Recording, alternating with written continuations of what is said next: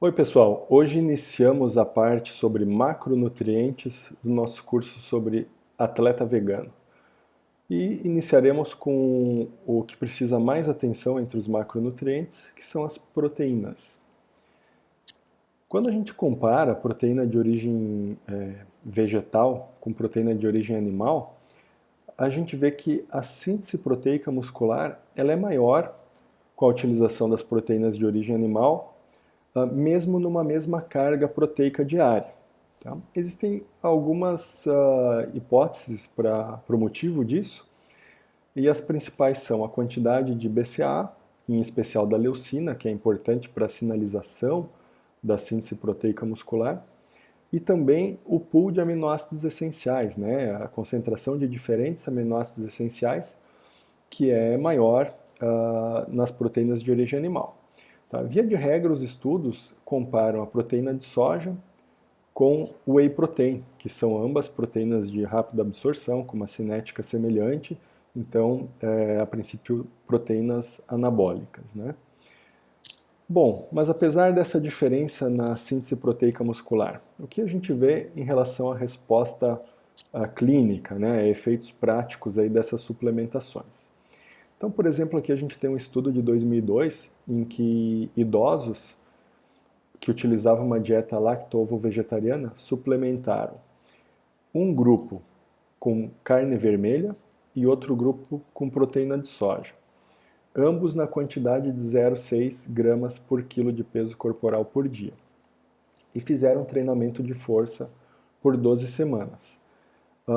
Nesse estudo não houve diferença significativa em termos de ganho de força e ganho de massa magra entre os dois grupos, né, o que suplementou carne vermelha e o que suplementou proteína de soja, porém houve uma tendência a melhores resultados no grupo que suplementou com carne vermelha. O que vale destacar aqui é que é um estudo feito em idosos, em que geralmente precisa uma carga proteica um pouco maior para se observar algum resultado, e aqui foi uma suplementação relativamente baixa, né, 0,6 gramas por quilo dia, e o estudo foi por curto período de tempo, 12 semanas, como é o caso da maioria dos estudos.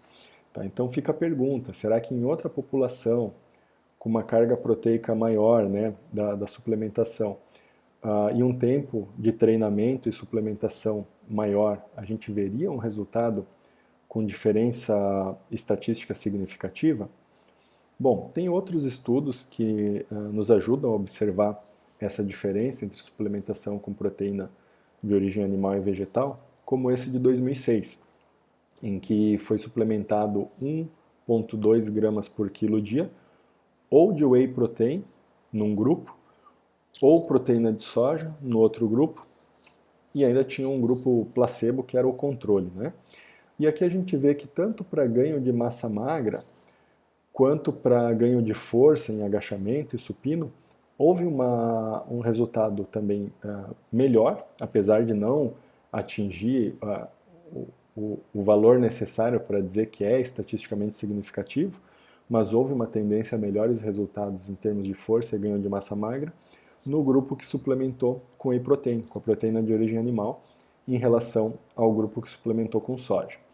E também a 3-metilhistidina urinária, que é um marcador de degradação proteica, foi menor no grupo que suplementou com whey protein em relação à proteína de soja, sugerindo assim menos catabolismo, né? um balanço nitrogenado, um balanço proteico maior, né? No grupo que suplementou com a proteína de origem animal. Bom, esses dados podem ser explicados pela maior quantidade de leucina e maior variabilidade de aminoácidos essenciais na proteína de origem animal.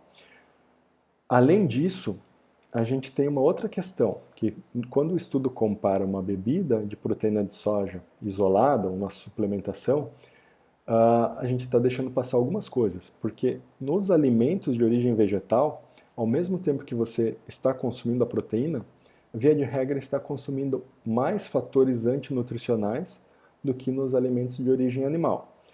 Esses fatores antinutricionais são nada mais nada menos que substâncias que prejudicam a absorção da proteína, seja por inibir a quebra da proteína, seja por ser um agente quelante que se gruda na proteína e diminui assim a sua absorção, mas enfim, tem esse aspecto também de diminuição da absorção das proteínas, diminuição da biodisponibilidade nos alimentos de origem vegetal em relação aos alimentos de origem animal.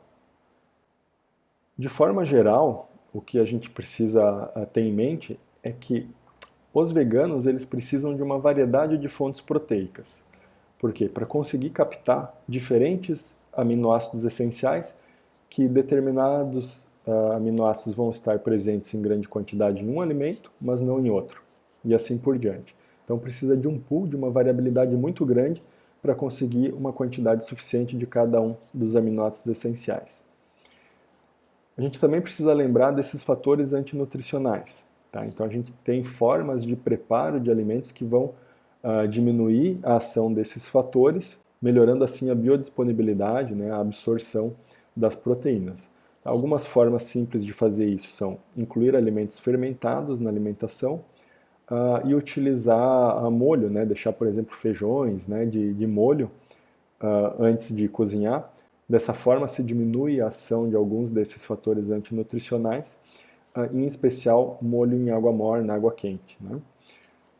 Lembrar que a quantidade de proteína também tem que ser aumentada, né, para a gente conseguir a carga de leucina necessária e também por conta desses fatores antinutricionais que a gente já comentou.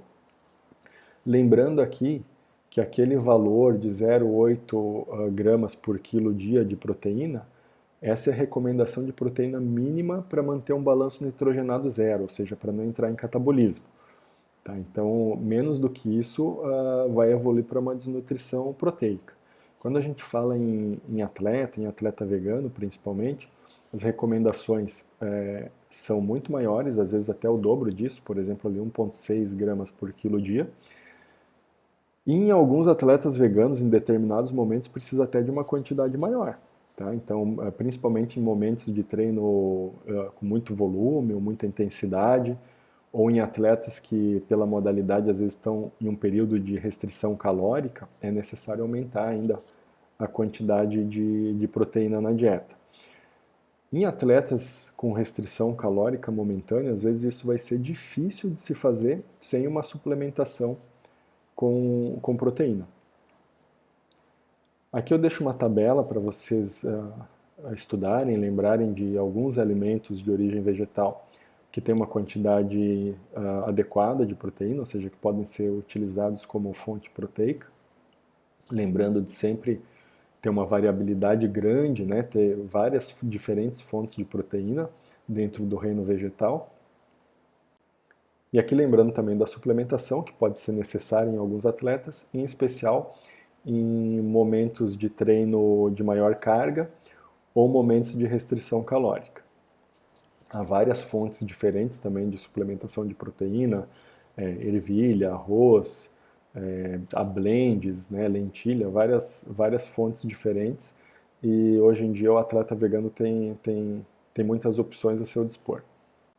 De forma geral, o que a gente tem que lembrar é que a quantidade de proteína tem que ser maior para o atleta vegano.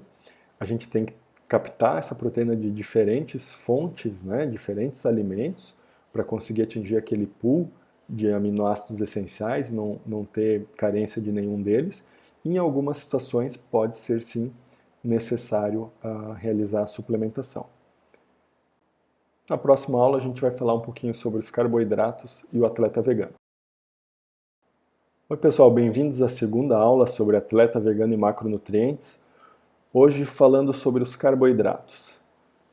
Via de regra, não é uma preocupação com o atleta vegano, porque a dieta vegana ela costuma ser muito rica em carboidratos. Tá? Então, dos macronutrientes, esse é o que mais dificilmente vai ter alguma carência, alguma complicação.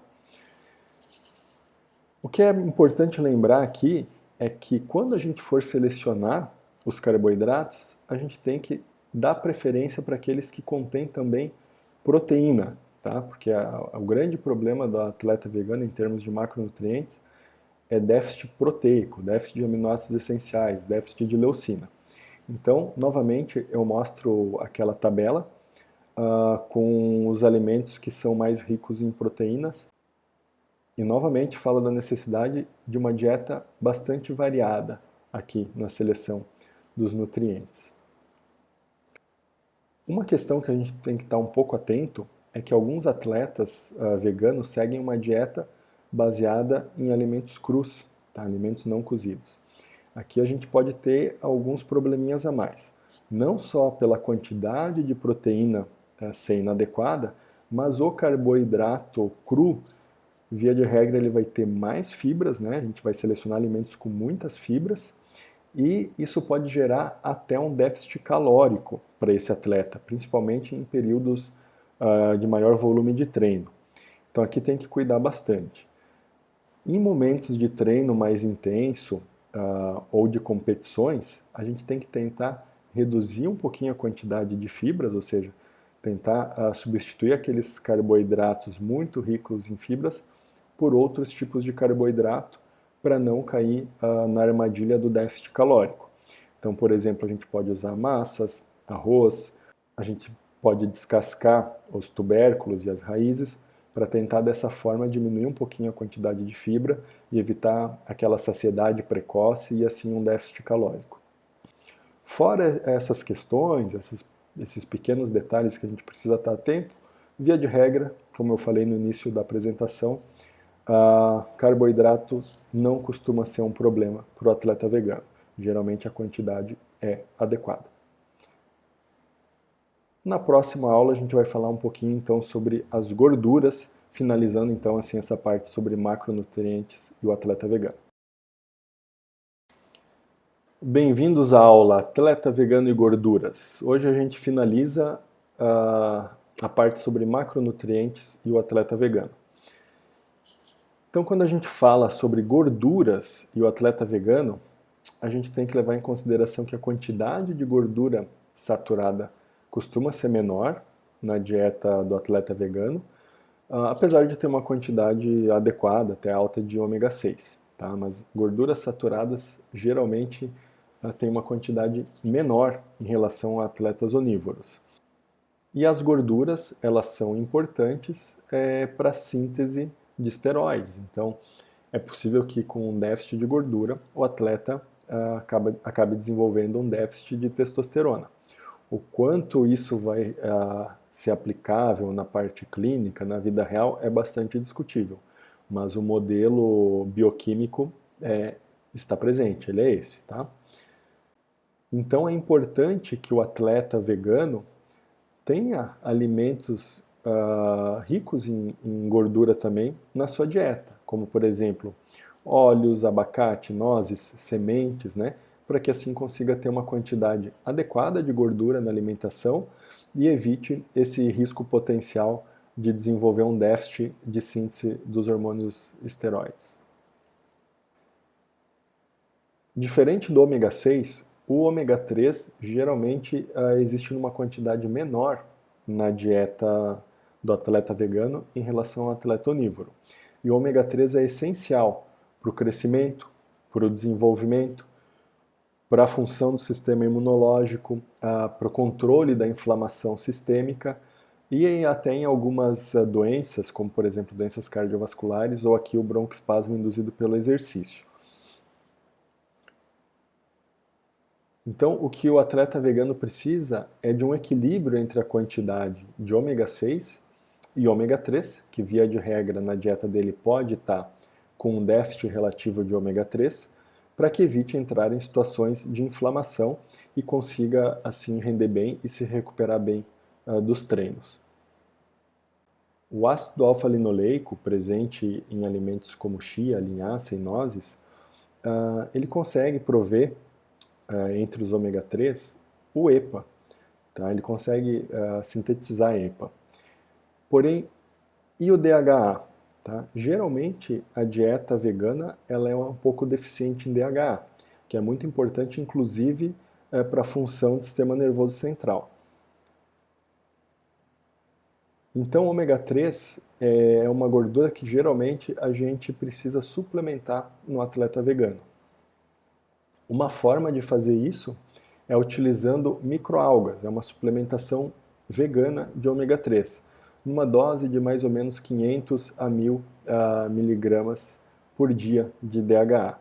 Isso a gente vai encontrar em cerca de 1 a 2 gramas de microalga, que vai variar geralmente na maioria das marcas de suplemento entre 2 e 4 comprimidos. Então essa é uma suplementação importante para o atleta vegano. Nas próximas aulas a gente vai falar um pouquinho sobre os micronutrientes, quais deles estão presentes em quantidade adequada, quais não estão presentes em quantidade adequada na dieta vegana e quais deles a suplementação é necessária. Até breve!